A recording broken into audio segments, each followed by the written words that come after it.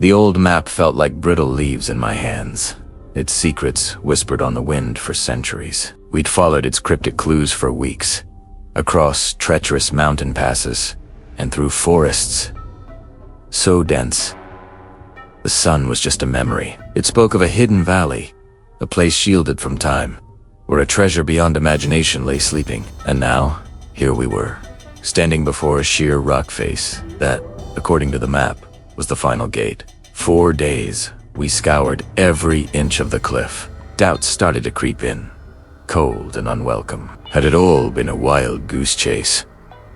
A madman's fantasy etched onto parchment. Just as our hope was starting to fade, Liam, my oldest friend and the most eagle-eyed among us, let out a sharp gasp. "Here! Look!" he yelled, his voice echoing off the stone. He was pointing at a cluster of rocks near the base of the cliff, almost completely obscured by overgrown vines. As we tore them away, we saw it. Etched into the stone were markings, faint but unmistakable. They weren't natural formations. They were symbols, glowing with a soft, ethereal light that seemed to pulse like a slow heartbeat. They matched the final glyph on the map perfectly. My own heart hammered against my ribs. This was it. The air grew thick with anticipation. With a combined effort, we pushed against the marked section of the wall.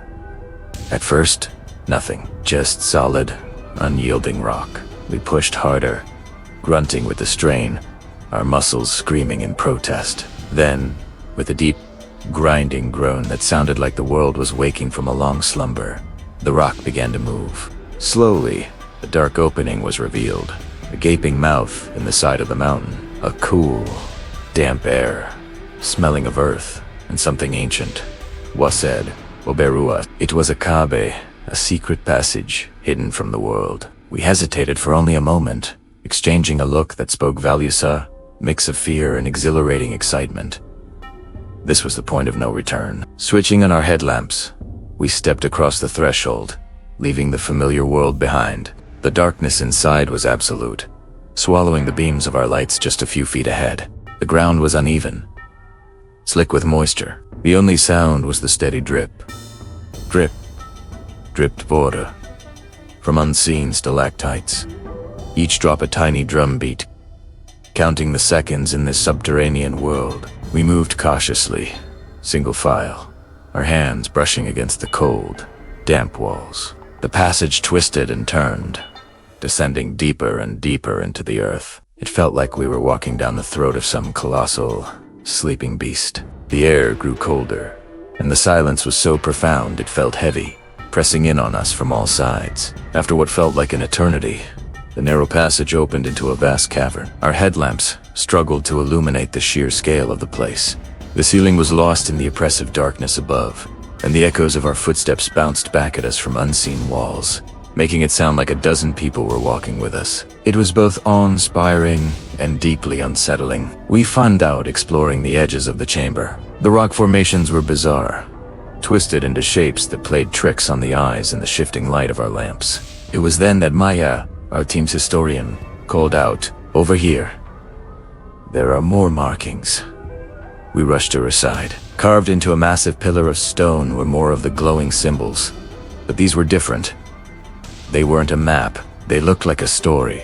There were figures of people, celestial bodies, and strange, otherworldly creatures. It was a history book written in the language of light. While Maya tried to decipher their meaning, my gaze was drawn to something else. Further into the cavern, a faint, warm light flickered. It was different from the cool glow of the symbols on the wall. It was a golden glint, a shimmer that seemed to dance in the darkness. My breath caught in my throat. The treasure, its hiding place. Finally, within reach, I moved towards it, drawn like a moth to a flame. The others, noticing my movement, followed close behind. The golden light grew stronger with every step, casting long, distorted shadows that writhed on the cavern walls. It was coming from a smaller opening at the far end of the chamber, a natural archway in the rock. The sound of dripping water was joined by a new, softer-sounded, gentle, almost musical shimmer. The sound you might imagine a star would make if you could hear it. We crept forward, our hearts pounding a frantic rhythm against the silence. I was the first to reach the archway, peering into the chamber beyond. And then I saw it. I couldn't speak. I couldn't breathe. I could only stand there, frozen, as my mind struggled to process the sight. The chamber was filled, literally filled, with gold. Piles of coins that reached halfway to the ceiling, intricate goblets studded with jewels, golden statues of forgotten gods. Chests overflowing with necklaces and rings that glittered with an impossible fire. The light wasn't coming from our headlamps. The treasure itself was glowing, bathing the entire chamber in a warm, hypnotic radiance. It was more than we had ever imagined.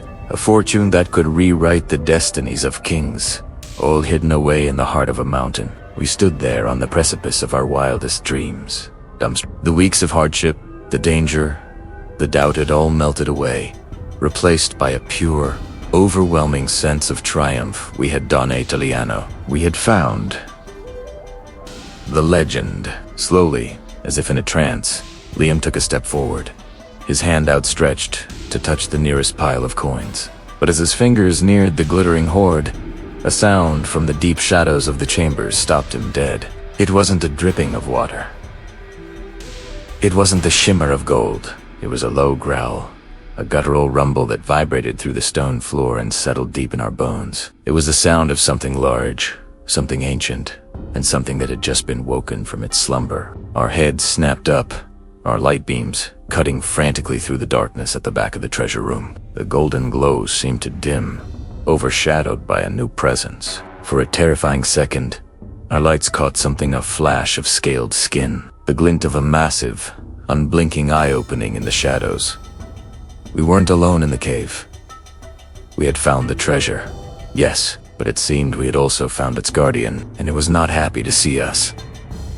A chilling realization washed over me as a huge, dark shape began to uncoil from behind the mountains of gold. We hadn't just discovered a treasure.